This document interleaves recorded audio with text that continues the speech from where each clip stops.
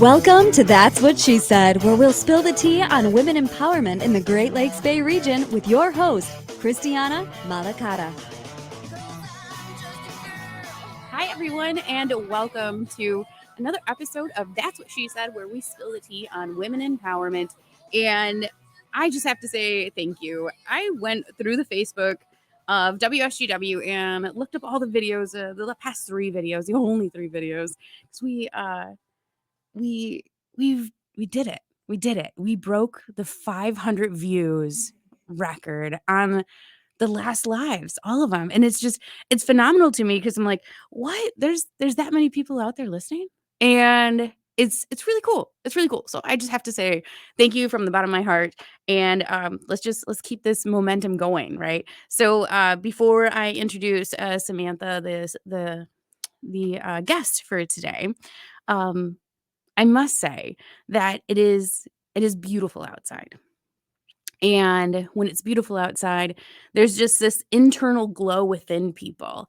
And we start to make connections and feel like we're part of a community, which is really important, all the way around, all the way around. So when I met Samantha for the first time over the phone, instantly I felt this like warm person on the other line, that there was just an instant connection, and it just felt like wherever she's at, there's a glowy happy day happening.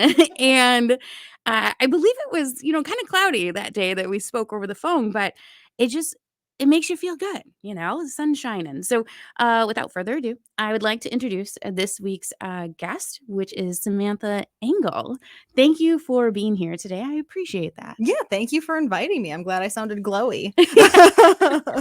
Yeah, well, glowy, glowy and warm. Yeah. It was definitely a glowy and warm, like, wow, this woman's pretty cool. I need to speak with her and engage more, because there's a lot happening in your world that involves community and involves I'm going to use this word a lot, which is empowerment, that involves empowerment. And we're going to dive into that today for the next hour or so. We're going to talk about how all of these things and all of these key buzzwords are happening in your life. Okay. But first, who's Samantha? Let's share with our viewers who you are and what you do and where you're from. Sure. So I've lived in Saginaw now for almost 11 years. I'm originally from the west side of the state. So my heart is at Lake Michigan generally. So I have to admit that. Yeah. But I went to college, studied history, and now actually I've spent about a decade working in museums. But in January, I just started working as the director of the Reed Association of Saginaw County here in town. So I'm about 7 months into that journey now. Oh, congratulations Thank on you. that. What is the Reed Association? Yeah, so the Reed Association is a youth literacy nonprofit here in Saginaw. So we do a variety of different programs. We've been around since the 60s with our mentor program, where trained volunteer mentors go into schools to read with kids who need a little bit more help with their reading skills and their reading proficiency. That's, of course, grown now, and we have family literacy programs in our Raising Readers Academy. We have our Family Literacy Center, where we do tutoring and other things. So we're really here to help kids improve their reading skills and really just learn how to enjoy reading and all of the reasons it's important. That is important. That is so important. Where is this located at? So our office is at 100 South Jefferson, right in downtown Saginaw. So we're right next to the Castle Museum, if you're familiar with that.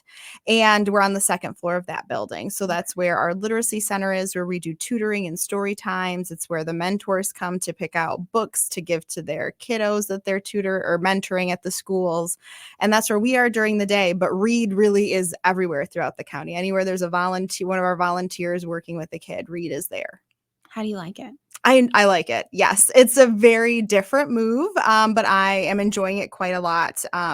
There's a really good feel-good feeling that comes from the work that I'm doing. Probably warm and glowy. Yes, exactly. Yes. And, I just, you feel like you're working to make positive change in the community and ultimately the world. So I like that. Wow. Wow. I'm already saying the word wow. Last episode I counted like 13 times I said wow, but I already said it twice.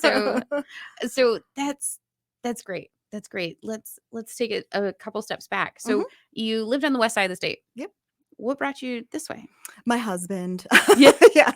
He's from Hemlock. And Okay. so I don't think I'd ever been to Saginaw until we started dating. Okay. We met through a mutual friend when I was in graduate school. We were both in Kalamazoo going to Western. And so she's like, hey, you should meet my friend. And that's what happened.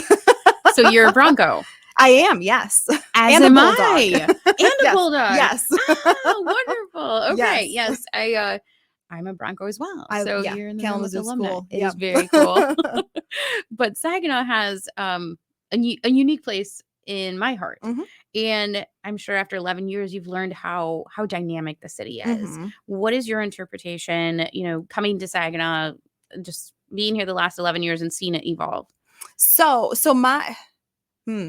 this is an interesting question because even though I've lived here for 11 years, this is the first time I'm actually working in the community. So I worked in Flint for about 4 years at a museum there. And then I worked in Midland at Dow Gardens and the Herbert H. and Grace A. Dow Foundation for 7 years. Making the transition to working in Saginaw has given me a much greater appreciation for, everybody working to grow the city, to make those positive changes. And I can really see, some of the good things about it that perhaps I just, I came home, I slept, I did the fun things. I went to visit my family on the west side of the state. But then I was going to work elsewhere. Okay. And so, I'm enjoying it a lot. There's a passion and I think a love and, everybody's in it together feeling that I really like. You can see it. You can see that there are several entities in Saginaw working towards a goal. Yeah. And the goal is to just make this a better place. There's always room for improvement in things, which I'm sure in your line of work, you're always striving for what's next, what's the next right move. Right. So when it comes to your current role, how was that different from the past roles when it went to community outreach? Yeah. So obviously having studied history, I think knowing and understanding history and teaching history is incredibly important. And, my career path has changed. I went to grad school thinking I was going to become a university professor someday and get my PhD. And then that wasn't feeling right. So I left and started working in public history in museums. And I enjoyed that because I liked educating people who were just curious. They wanted to learn about the past, or maybe they're on a day trip to Dow Gardens and they stumbled into Herbert and Grace Dow's house, and I got to give them a tour and share that story and preserve, our sort of collective story that way. But now I feel like, and it's not even that the things I was doing before obviously were not valuable. I don't want to say that, but I feel like the work that we're doing now at Reed and that I get to be involved in is much more fulfilling on a personal level. Okay. And, again, I think it's just that the world's not going to get better unless people work for that, right? And so I feel much more like I am in that work now. Wow. So I like that. That's really interesting. So you studied history. What was it that attracted you to studying history, though? Like, why history? So ever since I was in elementary school, I loved social studies. I always loved that portion of things. I loved learning about people in the past and their stories. And that just continued on and got stronger as I got older, as I progressed through school. And I ended up focusing on the American Revolution and early Republic because I was just so fascinated with, how do we form a country and how do we create a system of government and how was that all going to look, and even beyond official sort of governmental entities, but like, what is education going to look like in this new world? Which is actually what I wrote my master's thesis on, was education in the early republic. So I was like, oh, Wow. there, I feel like there's like this weird, full circle coming around, even though I'm Yes. not like doing the history part, I'm still involved in education. I don't know. There's the moments where you're like, oh wow, I see how that all worked out. Yeah. So But so essentially you studied history to Mhm. preserve the knowledge of history. Yeah. And in your previous positions you were sharing that. Mhm. And the way that I'm hearing you navigate through your career is that you went from sharing it to now formulating it. You're formulating future readers, Mhm. and that's potential history that you're Mhm. creating. Yeah. So it does feel very full circle Yes. to new ears here. Yeah. So what's your favorite part about this transition in your life and navigating through the careers? What's Mm. been your favorite part so far? That's a hard question. I mean, I love You can have multiple answers Okay. too. It's not one answer. Okay. I love getting to meet different people, and like when I in the past, leading tours, creating programs, doing lectures and things like that with the history stuff, I loved just meeting people, hearing their story, finding out like what bit of history they were excited about, or people would come in to start a tour and they would be like, oh, my wife drugged me here. I don't really want to go on this tour. Is there anything I'll be interested in? And by the end, they're like, oh my gosh, this was so interesting. I Yeah. never liked history in school. And I'm like, well, yeah, because it's not just a textbook of like Yeah. questions and answers, right? And now I, I, Hmm. And I like how that has sort of shifted to meeting these different volunteers who are working with the children, when they stop in and, I always ask them, how long have you been doing this? And, Yeah. You must really like, what is it that you like about it? And you get to hear like about their stories and what's motivating them to do that work. And then the times I get to meet with the kids, I was a bookish little kid. And so when we have a book table and the kids come up to pick out a book, and I'm like, have you heard of the Boxcar Children? And they're like, no. And I'm like, well, oh my gosh, I'm going to blow your mind. You're welcome. Right. Or, going into the schools and meeting some of the kids and just having the opportunity to have those interesting conversations with children it's a really special moment. And I like that. That's amazing. Okay, so I have a two-part question here. Yeah.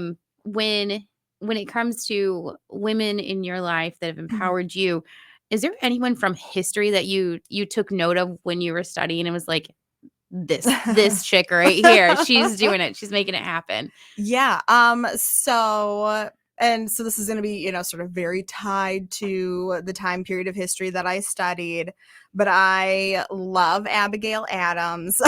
Okay. She was a powerhouse. And I think I was in college when the John Adams HBO miniseries came out. And I mean, it just highlights sort of their life and everything that Abigail Adams took on while her husband went off and did the thing, and she was left at home raising these children in the 1700s and, disinfecting her floors because smallpox was going on and deciding if she was going to inoculate her children, and then writing her husband. And she said, don't forget about the women when you're forming a new government. And I mean, they did, they did forget, but, But the point was, yes. And she was just, so for the listeners, I'm going to pause you for the listeners that are like, who's Abigail Oh, Adams? yeah, I should probably explain let's that. go back Yes, to that. Yeah. Yes, sorry. I'm you're assuming good. things here. So John Adams was our second president and, part of the Continental Congress that signed the Declaration of Independence, very instrumental in all of that. And Abigail was his wife. So Okay. they lived in Massachusetts, just outside of Boston. So she was up there during a war, raising a family while John debated things in Philadelphia. Like a very famous, single mother raising children and maintaining the household, but also, like you mentioned, writing letters saying, "Don't forget about the women." We have a voice too. Yep. I study a little bit of history too. Yeah. So, and and this resonated with you. Why? I think because so throughout history, I mean, obviously, women haven't always had all of the rights Yeah. that we have today, and but they were always finding ways. I mean, first of all, they were always left to care for all of the things at home, and without all of those things happening, society wouldn't have happened. Yeah. If all the men were just out businessing all the time, then who is actually raising families and doing the work of the house? And so I think that's part of it, but also women were able to find ways within their own accepted sphere, the women's sphere of work, the household duties, the sewing, the mending, the raising children, to actually make a difference through that. So when I worked at the museum in Flint, the Whaley Historic House Museum, we had a quilting bee program. And the idea behind it is that women, they could quilt, they could sew, and they would do these things, sell that, raise money, and then donate it to like abolitionist societies advocating for the end of slavery and things. So even though they couldn't vote, they were still able to use their work and the things that were expected of them to make a difference. So I knew this, and I'm sure some of Yeah. our listeners do, but the way that you just said that right now is so pivotal. To me, that feels very much like a go-getter woman who's Mhm. just not going to stop and finding the avenue to make a change. Mhm. So essentially making a change, and Yeah. women making a change right from the beginning. Mhm. So using that same mindset, is there anyone that you have in your life, in your Mhm. foundation, that was that person for you in your Mhm. life? Mhm. I mean, not to be like super cliched, but Go for it. my mom was always a very important person in my life, and she stopped working when my sister and I were young. I have a little sister who's a few years younger than me. Once they were in school, she went back to work and became pretty successful in her own line of work. But at the same time, she was always there for us too. I mean, both of our parents were, but, just seeing the way that she still went to work, but she still had fun and she still likes to go on adventure. She and my dad are taking their third trip to Alaska soon, and she's hiked through the mountains and rode horseback and That's done all cool. these things. And there are moments where I'm just like, she's a tough lady, like, Yeah. and things, nothing stopped her.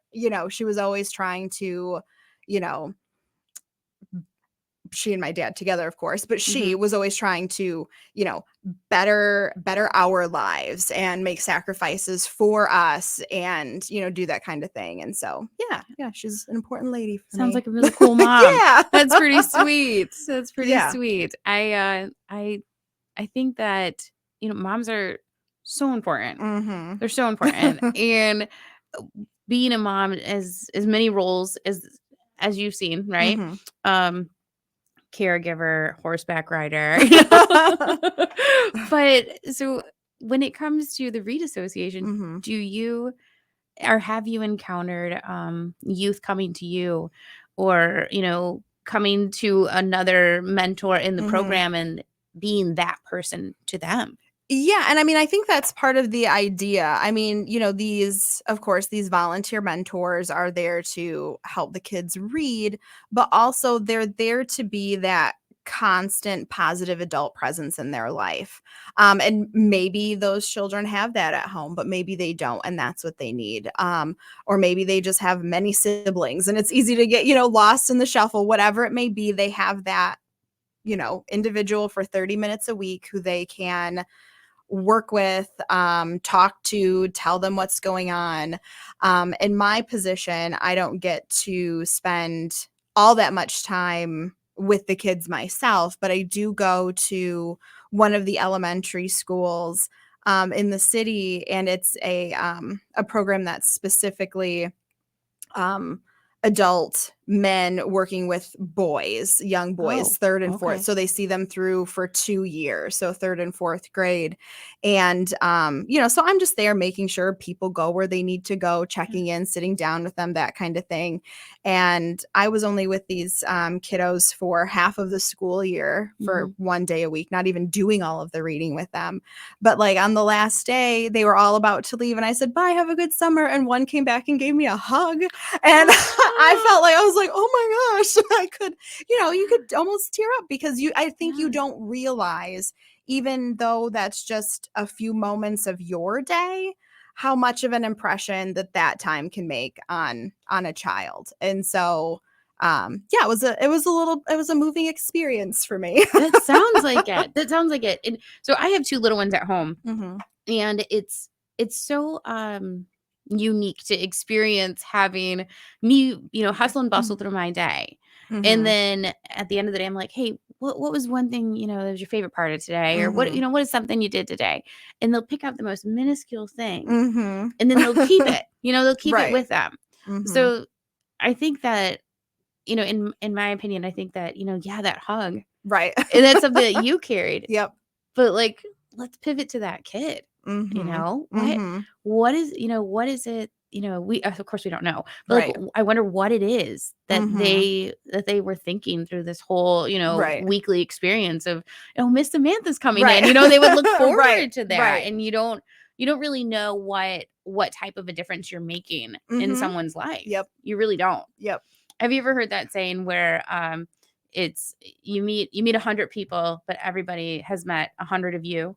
Because everyone has their own different version of themselves. Right.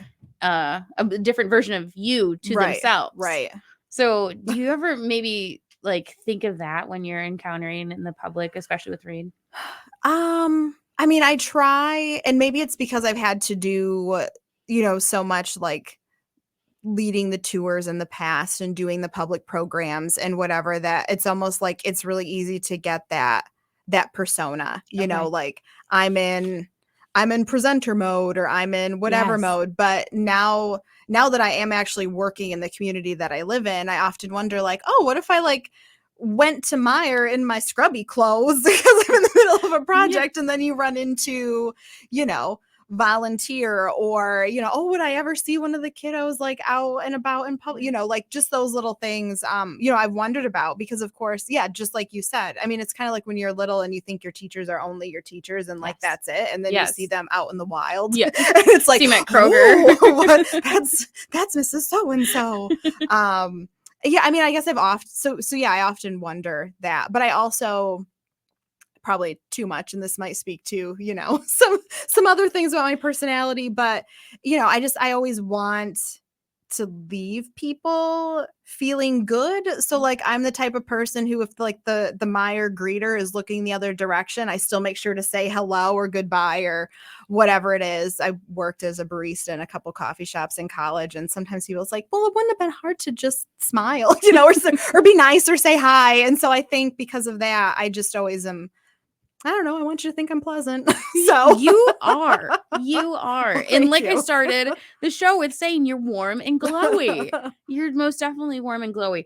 And what you're doing for the community is fantastic. The way that you're working is unique. It's unique, and it's making full circle and starting a ripple effect. And every child that you and or this program touches, there's a ripple effect happening.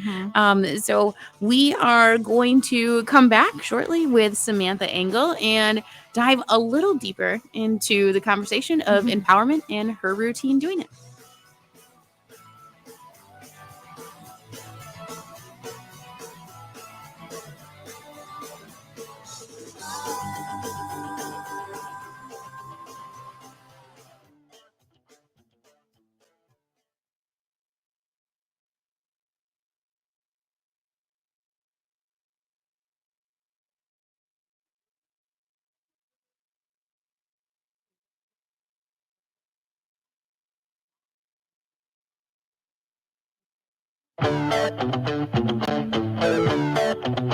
That's What She Said with Christiana Malacara is back. Now let's spill the tea. Hi, right, welcome back to the last half of That's What She Said, and we are here with Samantha Engel. We talked a little bit about where her career has led her and her passion behind history and even Abigail Adams. But now we're going to dive right into Samantha. We're going to talk a little bit more about you and how you empower yourself. Okay. So, yeah, Samantha, what fuels you?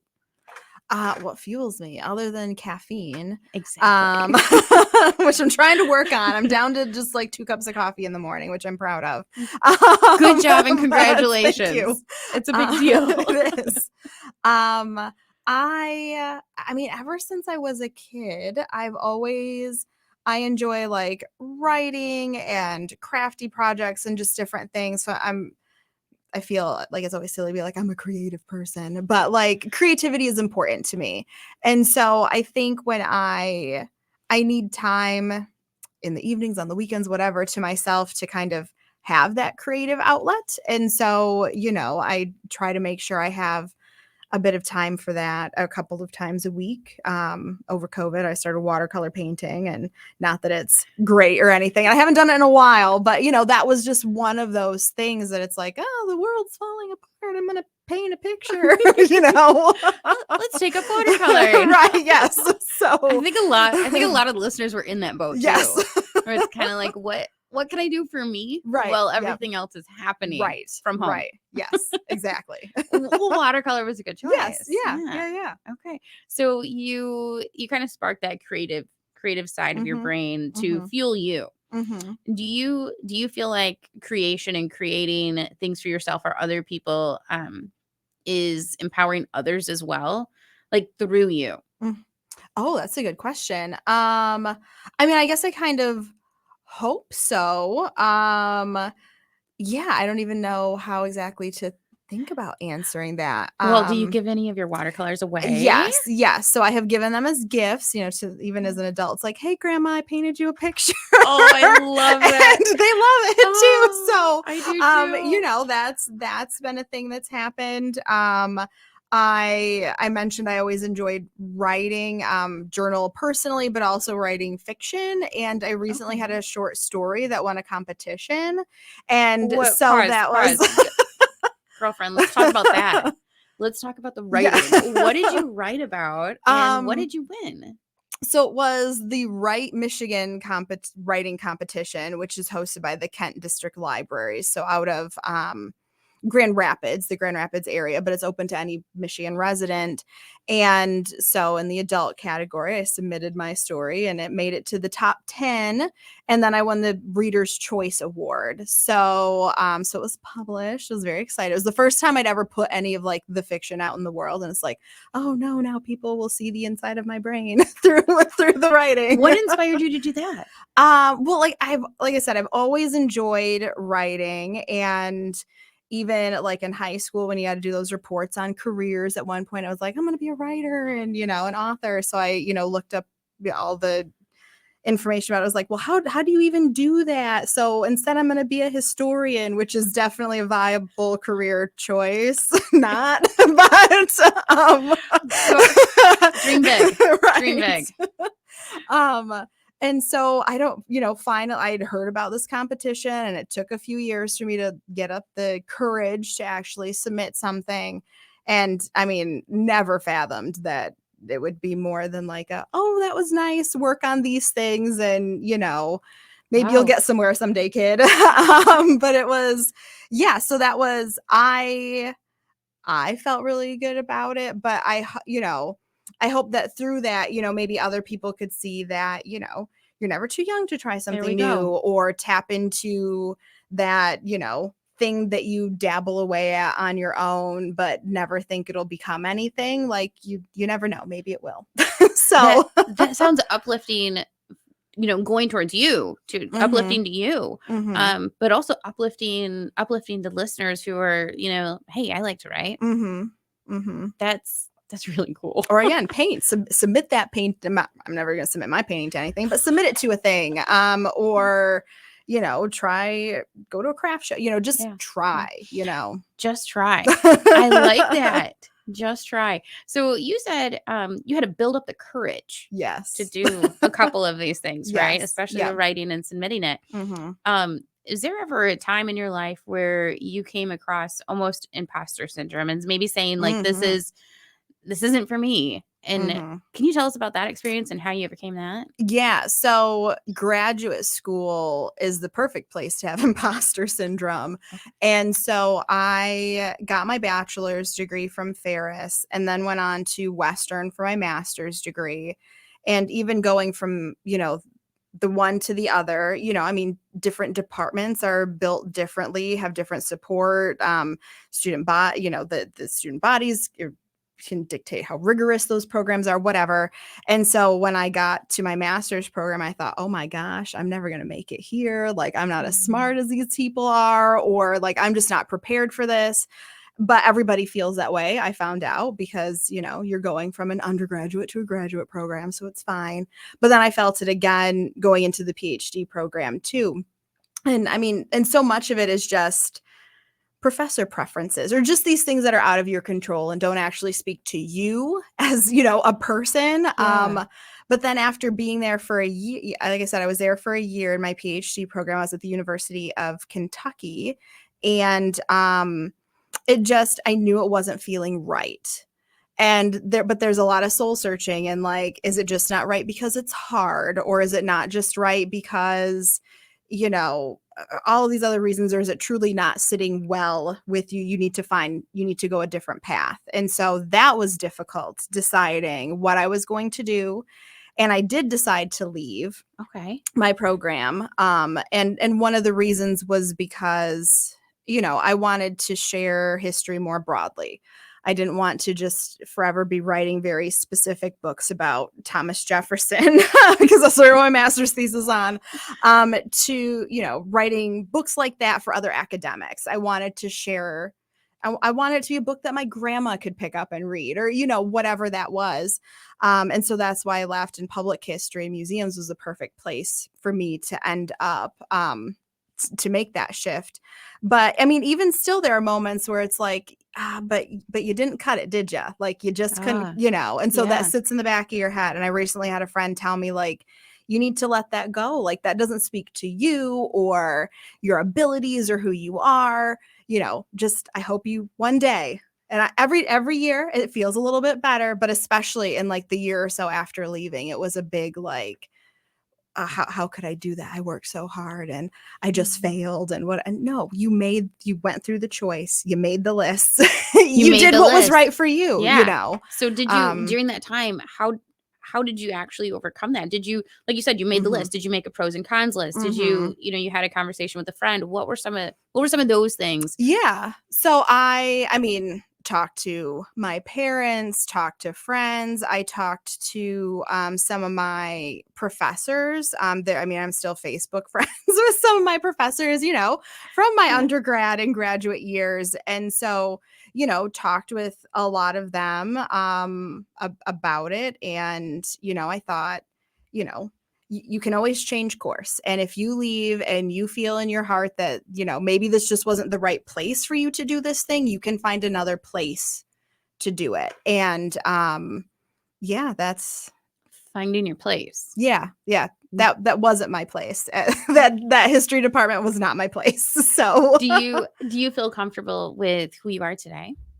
Yes, I do. Yeah. You project comfortable and confident. So I can resonate with that by saying, youth in your current job, they pick up on that stuff. And when you're having a down day, kids pick up on that too. Have you experienced that lately? Kind of just a child going through maybe imposter syndrome, or maybe just saying, oh, I don't really need this book. I don't want this book. Or I'm not good enough. Have you encountered anything like that, or heard a story through another mentor? I guess I have.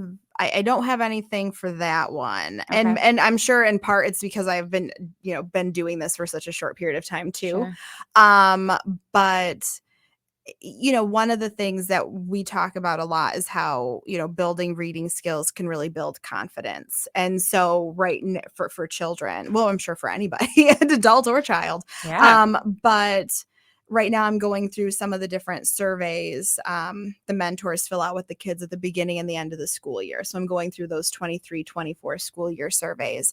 And there are a couple of them where, a mentor will write a note and the one said, oh, this, so and so really didn't want to put in an effort to try and read when we started, but the one said now when I show up he asks if he gets to read with me today. And so, to see like a turnaround, that 180. And I mean, it's the course of a school year. A lot happens in a child's life during those, what is it, 8 months, 9 months, whatever a school year is. And they're also working on things in the classroom, but that person is showing up for them every week, doing that work with them every week. And, it contributed to the difference. It does, because they're picking up on attitude, right? Yes. They're picking up on attitude and who's their champion and who's in the corner for them.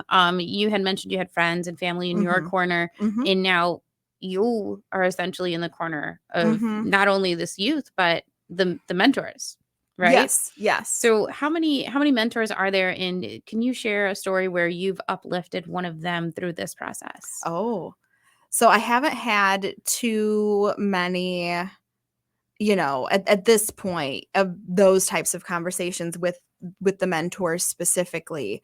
I did hold a couple of different sit down discussions with some of the different mentors and things. We did a couple Zoom meetings and a couple of in-person meetings. And, they as people showing up to the school to read with these kids every week, they have their own struggles and difficulties and frustrations and things like that. And so, we're talking about things and ways that we can make changes to our program so that I want to make sure that they basically just get to think about having fun with the kids for that half hour. We can take care of all of the nuts and bolts and things. We can get them the books that they need, but what am I trying to say? I want to make it as easy and enjoyable for them as possible, and be there to encourage them. I don't want them to, I don't want a volunteer to feel like they're struggling through the school year and they're just trying to get through it. I want to make sure that they're enjoying it because, like you said, the kid picks up on that. And so we want the child to feel the warmth and the support coming from the volunteer as well. I don't think I answered that very well, but that we're going to use that as a board to jump off of here. Support. What does support look like for you in your life right now? So my husband is very supportive, and he's been very supportive through this job change also. I mean, it was a big shift. I was very scared, very nervous, and dealing with very different things than I dealt with in my last position. But he actually, prior to COVID, volunteered with Reed too. And so he has a really good, he's like, when he saw the posting, oh, you should apply for it. You should. And I was like, oh, I don't know. That's I don't have an cool. education background That's like so cool. that. But, and so he's excited for me to be here. And so he's been a great support, and I still, talk to my parents. And like I said, even occasionally on Facebook, one of my old professors, they'll say, oh, we're so proud of you when I post like a new thing or post the story, vote for my story that was in the competition. And so it just, it feels nice knowing that as I've gone through my life, you don't pick up everybody for forever. And sometimes people are only in your life for a little amount of time. And that's okay. I think people are there for what they're intended to be, the purpose of, no, I'm not wording that well.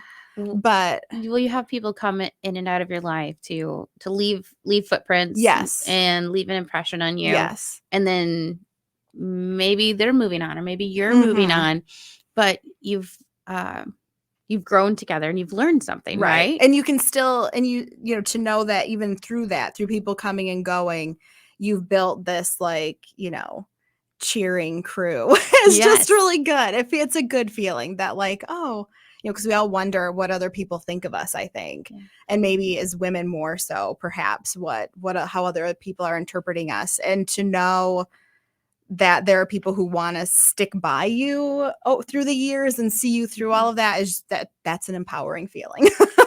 You're right. You're right. When I look at that, and it, correct me or, voice Mhm. in, when I look at that, I think of, you're here as a whole, Mhm. but you get people passing you by. Mhm. Right. Mhm. And sometimes they're long-term, short-term friends, long-term relationships, short-term relationships. But you always end up with a cheerleader every once in a while, right? Mhm. So how and why is that important to keep cheerleaders in your corner? I mean, we all have those down days, or those moments where, I'm I'm constantly like, "Oh, does that person like me?" Very self-conscious. It's Yeah. easy to be very self-conscious, right? Especially with social media and just the way that the world works now. You're so out there that it's like, "Well, what do all these people think of me?" And in those days when maybe you're being really hard on yourself or you're unsure of things, I know that any of those people I could reach out to and they'd be like, "No, Sam, you got this. Like, you're good. Stop worrying about that. You're just in your own head." We all need those pep talks, and we all need to feel connected to other people. And I think that's what that does. The connectivity. Mm-hmm. The connectivity is important. Mm-hmm. So are you that for anyone in your life right now? I mean, I like to think that I am. I mean, I have, a group of friends, a crew of friends who I've, picked up from different parts and moments, throughout my life. And there are times when, they're wondering or working through something, and, they come to me, and I hope that I'm able to help them through a tough moment, or listen when they just need an ear to listen to a problem or provide advice. I like to think that I'm able to be there, obviously for my husband when he's struggling with, whatever might come up, but also my family too. I've got grandparents who are getting older, and I, want to be there. They were there for me my whole life. I want to be able to be there for them now. So Yeah. Yeah, to give that connection back, to give that love and that warmth back. Yeah. So when you are thinking of when you're thinking of encouraging people in your life, is there something that you do to encourage yourself? Because in our last conversation with my last guest, we were talking about having to fill your cup to be able to pour. So is there something that you tell yourself daily or every once in a while where it's like, hey, today's gonna be okay. This is gonna get me through. Is there something that you do like that? I don't really have, sort of a mantra or a saying or anything like that. But I like traveling, but I really like, I've just said I like 5 times. I say wow a lot. I It's okay.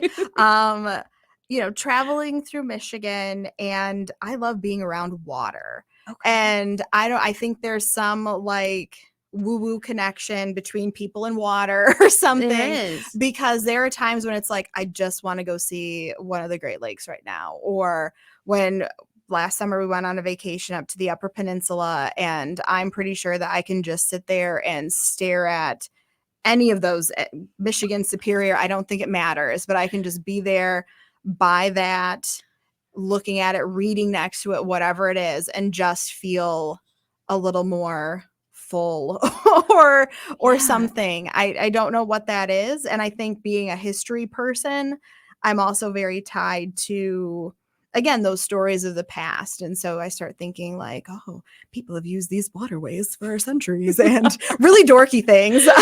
You're great, Samantha. You are great. You are an all-star.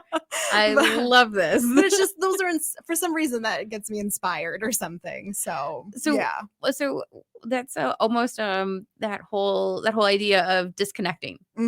So how do you perceive that? Is that important to kind of disconnect from society and reset yourself? how do you see that being, or do you think it's important? Yeah, I mean, I'm also the type of person who have my moments where I'm like, I'm moving to a cabin. I don't care if there's internet access. I want to be in the woods and I don't want to see another person. I think we all have those moments. But I think in order to be like your authentic self, you need to be able to take off all of the masks that you wear throughout your days, your weeks, your months, whatever it is from time to time, and really, you know, whether that's journaling or writing or fishing or, you know, whatever your thing might be. I think it's important to do that and have those moments with your brain and your heart to sort of remember who you yourself are. To remember your genuine self. Yes. And so that kind of goes back a little bit to imposter syndrome, you know, Yeah. Going back to who are you in the core and in the root of whatever situation you may be in, right? So let's talk a little bit about your genuine self. If you had a couple keywords, what are some keywords about Samantha that are genuine, like in your genuine core? I think empathetic for sure. Enthusiastic. I get that one. Yes. And I am, although it may not seem it, I'm a bit of an introvert, or I'm somewhere in that way where I like moments like this and I like being around people and presenting, but then I need to go have your social battery needs to recharge. That's exactly what it is. Yeah. So yeah, I think those would be, empathetic, enthusiastic, and introvert. I don't know how all those work together, but they somehow do. Enthusiastic and introvert. I don't know. It's kind of like oil and water. Right. But we all have those moments where we need to be one or the other, right? Yep. And it's important. It sounds like, especially in your field now, it's important to be dynamic. Yeah.